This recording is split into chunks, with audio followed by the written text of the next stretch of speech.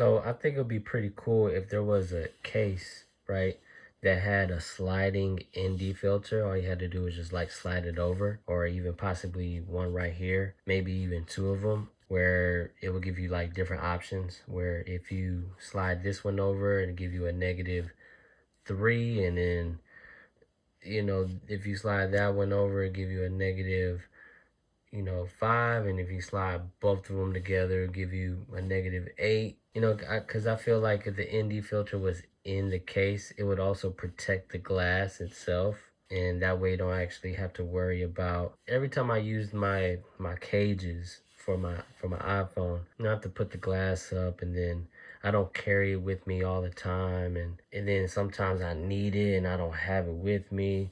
It's just a hassle to like bring an extra thing. I like to minimize things. I had seen the Chronos one where they flip it over and then you can flip it. That's pretty cool as well, but it still is exposed. Like the idea that I'm trying to think of is where it can be, protected when you slide it back in, and then still have a cover over this, like an extra sliding mechanism that can even cover that entire thing as well, right? So these lenses are also protected, but I don't know what y'all think.